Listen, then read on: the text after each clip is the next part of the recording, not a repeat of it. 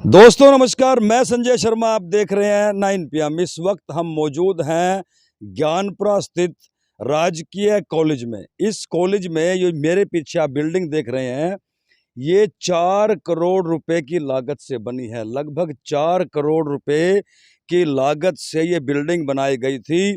शोर शराबा हुआ था कि इस इलाके के बच्चों को अब शिक्षा से महरूम नहीं होना पड़ेगा। इस कॉलेज में मेडिकल और नॉन मेडिकल की पढ़ाई होगी। बिल्डिंग बन गई, लैब तैयार हैं, बच्चों के एडमिशन भी हो गए हैं। विडंबना कि ये बच्चे, ये छात्र छात्राएं पिछले 1.5 महीने से सुबह कॉलेज में आते हैं, पुस्तकें तक नहीं खुलती, बिना पढ़े छुट्टी होने के बाद अपने घर वापस लौट जाते हैं। अब ऐसे में शिक्षा कैसे होगी? बच्चे परेशान हैं, इस कॉलेज का प्रबंधन भी परेशान है, अभिभावक परेशान हैं, ग्रामीण परेशान हैं कि आखिरकार बड़ा सवाल ये है कि जब सरकार ने ये 4 करोड़, लगभग 4 करोड़ रुपए की लागत से इस कॉलेज में बिल्डिंग बनाई, तो प्राध्यापकों का भेजना भी काम उन्हीं का है। पिछले 1.5 महीने से, लगभग 1.5 महीना हो गया है, ये बच्चे कॉलेज में आते हैं, समय से आते हैं और छुट्टी के बाद अपने घर वापस लौट जाते हैं।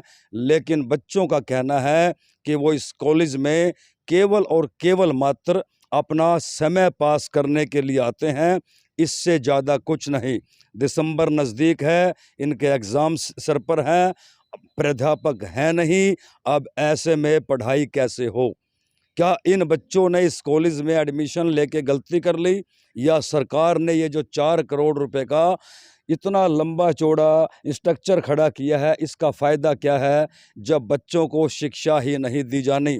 आखिरकार प्रशासन, सत्ता में बैठे लोग चाहते क्या हैं? क्यों नहीं इस ओर ध्यान दे रहे? इस बीच सूत्रों से के हवाले से हमारे पास सूचना ये है, विश्वसनीय इनपुट ये है कि कॉलेज प्रबंधन की तरफ से 4 बार पत्राचार किया जा चुका है। इन बच्चों के फ्यूचर को देखते हुए, इन बच्चों के भविष्य को देखते हुए कि किस तरह से ये बच्चे सुबह आते हैं और छुट्टी होने के बाद बिना किताबें खोले अपने घर वापस लौट जाते हैं। ये छात्राएं हमारे साथ हैं, इनसे बात करते हैं, इनकी दुविधा सुनते हैं, इनकी पीड़ा सुनते हैं। ये सुबह डेली इस आशा के साथ इस कॉलेज में आती हैं कि हो सकता है आज इनके प्राध्यापक कॉलेज में आ गए हों और आज से पढ़ाई शुरू होगी। लेकिन एक दिन रोज ऐसे ही बेकार में बीत जाता है। करते करते 1.5 महीने का लंबा सफ़र बीत चुका है, लेकिन अभी आसपास कोई उम्मीद नहीं है कि इनके प्राध्यापक कब इस कॉलेज में आएंगे और इनकी पढ़ाई, इनकी शिक्षा सुचारू रूप से शुरू होगी। तो चलते हैं बच्चों के पास और इनसे जानते हैं इनकी व्यथा, इनकी पीड़ा कि किस तरह से ये एक-एक दिन रोज व्यर्थ में गुजार देते हैं। मेरा नाम मंजू है। कौन सी क्लास में हो? मैं BSc मेडिकल। जी, क्या दिक्कत आ रही है? टीचर्स नहीं है यहाँ पे, बायोलॉजी और केमिस्ट्री, फिजिक्स किसी भी चीज़ के नहीं है। तो पेपर्स भी अभी दिसंबर में, तो हमारी स्टडी तो अभी स्टार्ट हुई ही नहीं है बिल्कुल भी, तो पेपर कैसे देंगे हम? इस वजह से चाहते हैं कि टीचर जल्दी से जल्दी आ जाए ताकि हम अपने पेपर अच्छी तरह दे सकें। कॉलेज प्रबंधन क्या कहते हैं? प्रिंसिपल साहब क्या कहते हैं? सर तो कह रहे हैं कि टीचर्स आ जाएंगे, मतलब सर तो एप्लीकेशन दे रहे हैं, आप कोशिश कर रहे हैं, लेकिन टीचर्स भेज नहीं रहे अभी। टीचर नहीं आ रहे। जी, आपका नाम? सपना है सर। जी, क्या दिक्कत आ रही है? सर टीचर्स नहीं है यहाँ पे, हमें 1-1.5 मंथ हो गया और हम यहाँ पे आ रहे हैं, बस हमारी कंप्यूटर और इंग्लिश की क्लास लग रही है, इसके अलावा ना कोई टीचर है और बस आके यहाँ पे टाइम वेस्ट हो रहा है और हमारा और कुछ नहीं हो रहा है। तो हम सरकार से ये अपील करेंगे कि जल्द से जल्द यहाँ टीचर भेजें। दिसंबर में हमारे पेपर हैं, स्टडी का बहुत ज़्यादा लॉस हो रहा है, तो जितनी जल्दी टीचर आएंगे वो हमारे लिए भी अच्छा होएगा और कॉलेज के लिए भी।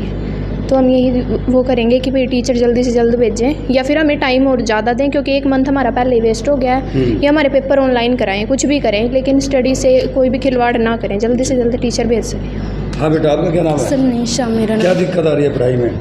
सर हमारी क्लास नहीं लग रही, मैथ लग रही, फिजिक्स केमिस्ट्री की क्लास नहीं लग रही हमारी। सर एग्ज़ाम आने वाले हैं और हम ऐसे ही मतलब कि टाइम वेस्ट ही होता है हमारा। माइग्रेशन के लिए बोल रहा एप्लीकेशन दी है, तो देखते हैं अब क्या होगा। कहाँ से आते हो आप? सर रायपुरा से। रायपुरा गाँव से। हाँ जी। तो कोई टीचर अभी तक नहीं है? नहीं सर, फिजिक्स केमिस्ट्री के नहीं, मैथ की तो हमारी क्लास लग रही है, मैथ और कंप्यूटर इंग्लिश की जी। उनके हाँ नहीं। बेटा, आपका क्या नाम है? सर मेरा नाम सरिता है और यहाँ पर टीचर नहीं आ रहे हैं, ना ही केमिस्ट्री के हैं, ना ही बॉटनी के और ना ही जूलॉजी के। अभी सिर्फ 2 ही लेक्चर लगते हैं, कंप्यूटर का और इंग्लिश का। तो हमारे लिए बहुत बड़ी समस्या है कि यहाँ पे टीचर नहीं है, तो जल्द से जल्द टीचर भेजे जाए। वैसे प्रिंसिपल सर ने माइग्रेशन के लिए कहा है, अब देखते हैं क्या। तो दर्शकों, सुना आपने, ये बच्चों का दर्द है। ये बच्चे चाहते हैं पढ़ना, पढ़ लिख करके कुछ बनना। इस देश का भविष्य है ये बच्चे जो इस कॉलेज में आते हैं, लेकिन पिछले 1.5 महीने से शिक्षा से महरूम हैं। कॉलेज में आते हुए भी ये शिक्षा से महरूम है। बड़ी बात है। चलते हैं इस कॉलेज के प्रिंसिपल के पास, उनका क्या कहना है। जी सर, प्राध्यापकों की कमी सामने आ रही है, क्या मामला है? ऐसा है जी, साइंस, मेडिकल, नॉन मेडिकल और कंप्यूटर साइंस यहाँ इस सेशन से शुरू हुआ है जी 2022-23 से। तो उसके टीचर अभी फिजिक्स, केमिस्ट्री, बायोलॉजी, बॉटनी ये आने हैं। डिपार्टमेंट से हमारे डिमांड गई है, यस हुआ है, उन्होंने कहा जल्दी भेज देते हैं। बस अभी वर्कलोड असेस होके और जैसे ही वर्कलोड फाइनल हो जाएगा वो टीचर यहाँ पर भेज देंगे। सभी हरियाणा के सभी कॉलेज में वर्कलोड असेस होने के बाद ही रैशनलाइज होकर टीचर जाते हैं जी। तो हमारे पास कुल बच्चे कितने हैं जिन क्लासों में? इन क्लासेज में जी मेडिकल में हमारे 10 बच्चे हैं जी, नॉन मेडिकल में 6 हैं और कंप्यूटर साइंस में 8 बच्चे हैं जी। ये इतने विद्यार्थी हैं तीनों। बच्चों को दिक्कत आ रही होगी जी पढ़ाई को लेकर? देखो जी, दिक्कत अभी है तो है। हमारा इंग्लिश का टीचर है, वो इंग्लिश की क्लासेज लगती हैं। मैथ्स के टीचर हैं, वो क्लासेस लगती हैं। कंप्यूटर साइंस, कंप्यूटर के इंस्ट्रक्टर्स हैं, वो क्लास लेते हैं। बाकी फिजिक्स का टीचर नहीं है, तो केमिस्ट्री और बॉटनी और जूलॉजी का टीचर नहीं है जी। इसमें थोड़ी दिक्कत तो है जी स्टूडेंट्स के लिए, अभी क्लास नहीं लगी है। उम्मीद है जल्दी आने की? उम्मीद यही है जी, डिपार्टमेंट से बात हो रही है, वो जल्दी उन्होंने हमारे को एश्योरेंस दिलाया है कि जल्दी हम टीचर को भेजेंगे और बच्चों का नुकसान नहीं होने देंगे और टीचर से एक्स्ट्रा क्लासेस लगवा के कह रहे सिलेबस करवाएंगे। तो ये हमारी तरफ से भी यही उम्मीद है और उम्मीद है कि हफ्ता 10 दिन में टीचर आ जाएंगे हमारे पास। प्रबंधन प्रिंसिपल साहब को सुना। प्रिंसिपल साहब का कहना है कि वो लगातार पत्राचार कर रहे हैं, दिक्कत है, बच्चों की पढ़ाई बाधित हो रही है। वो एक विश्वास पर बैठे हैं कि जल्द ही कॉलेज में प्राध्यापक आएंगे और बच्चों की पढ़ाई शुरू हो सकेगी। इस बीच इस इलाके के गणमान्य व्यक्ति, इस इलाके के युवा नेता कुलदीप राणा आज जो है बच्चों की बार बार शिकायत के बाद आज कॉलेज में पहुंचे थे। कॉलेज प्रबंधन से बात की, उनका क्या कहना है, सीधा इनके पास चलते हैं। कुलदीप जी, बच्चों को शिक्षा को लेकर के बड़ी भारी दिक्कत सामने आ रही है। आज आप कॉलेज के प्रिंसिपल से मिले थे, क्या कहोगे? शर्मा जी, सबसे पहले मैं आपके दर्शकों को नमस्कार करता हूं जी। और एक बार मेन मुद्दे पे आने से पहले मैं आपके चैनल के माध्यम से एक बात शेयर करना चाहता हूं। जी। यह जो संस्था है, शिक्षा की जो संस्था है, गांव रायपुरा के सम्मानित बुजुर्गों ने आज से लगभग 50 साल पहले इकट्ठा होकर उन्होंने अपने खून पसीने की कमाई से एक बिल्डिंग खड़ी की थी। उन्होंने बहुत दूर दृष्टि रखते हुए, बहुत दूर का सोचते हुए ग्रामीण अंचल में बच्चों के भले के लिए, उनकी शिक्षा को देखते हुए उन्होंने यह कदम उठाया था। जो लगभग गांव की पंचायती 40 एकड़ जमीन थी वो भी उन्होंने इस संस्था को दे दी है। अब उसके बाद 2 साल से एक बिल्डिंग बनकर तैयार हुई है, साइंस ब्लॉक बोलते हैं, लगभग पेंट भी उड़ चुका है, जिसमें कोई अध्यापक नहीं है। फिजिक्स का अध्यापक नहीं है, केमिस्ट्री का नहीं है, बायोलॉजी का नहीं है। मेनली जो मेन सब्जेक्ट हैं उनका कोई अध्यापक यहाँ पर नहीं है। अभी नया सेशन शुरू हुआ है, इसी साल शुरू हुआ है और लगभग आधा सेशन बीत चुका है। दिसंबर में एग्ज़ाम है। बच्चों के भविष्य से खिलवाड़ हो रहा है। ग्रामीण अंचल के जो बच्चे यहाँ पर, कोई डॉक्टर बनने का सपना लेकर आया है, कोई इंजीनियर बनने का सपना लेकर आया है, कोई वैज्ञानिक बनना चाहता है, उनके ये सपने कैसे पूरे होंगे जब दिन पर दिन उनकी पढ़ाई खराब होती जा रही है। बच्चों से आप मिले हो, उनकी पढ़ाई का पूरा नुकसान है। ऐसे में जो बच्चे नज़दीक दाखिला लेकर अपनी पढ़ाई पूरी करना चाहते हैं, वो अपनी पढ़ाई कैसे पूरी करेंगे? हम चाहते हैं सरकार इस पर थोड़ा ध्यान दे। ऐसे जो 4 करोड़ लगाकर ये बिल्डिंग तैयार की गई है, इसका तो कोई फायदा नहीं है जब तक मूलभूत सुविधाएं, अध्यापक जो सबसे जरूरी है इसके लिए, शिक्षा के लिए, वो ही नहीं होंगे तो पढ़ाई का क्या औचित्य है, कैसे पढ़ाई पूरी होगी? और अभी हमारी बात हुई है, प्रिंसिपल से भी हुई है। सुरेश जी हैं, 2 महीने पहले ही आए हैं। और उनसे पहले वाइस प्रिंसिपल जो यहाँ पर हैं गुरनाम जी, उनसे भी बात हुई है। उन्होंने बताया भी है, वो शिक्षा विभाग से पत्राचार में लगे हुए हैं, 4-5 बार पत्र लिख भी चुके हैं, लेकिन कोई कार्रवाई नहीं हुई। अब प्रिंसिपल जी आए हैं, वो भी पत्राचार कर रहे हैं, लेकिन उसका भी कोई फायदा नहीं हुआ।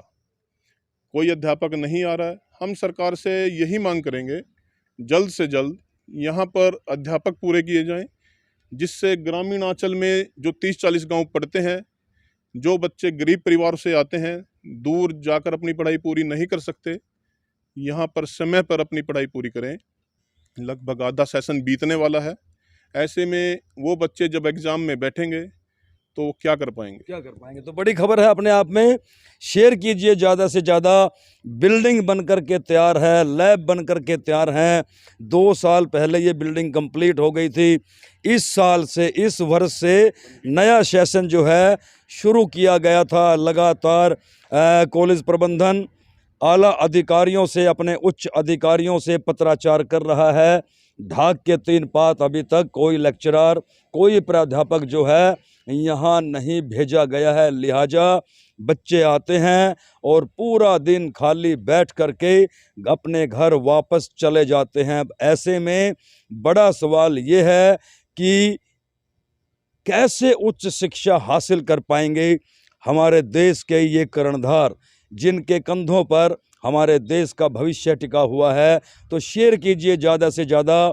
मेरा जिला प्रशासन से, इस इलाके के सत्ता में बैठे नुमाइंदों से ये विनती है कि वो इस कॉलेज की ओर ज़रा ध्यान दें और जिन जिन प्राध्यापकों की इस कॉलेज में ज़रूरत है उनको यहाँ भेजें, ताकि बच्चों की पढ़ाई में किसी भी तरह का नुकसान ना हो सके। अन्यथा एक एक दिन रोज़ गुजर रहा है और बच्चों का गुस्सा जो है अब वो सर चढ़ करके बोलने लगा है। सुना आपने कि बच्चे किस तरह से बोल रहे थे कि हमारा एक दिन रोज व्यर्थ हो जाता है। तो शेयर कीजिए और जुड़े रहें आप 9 PM के साथ।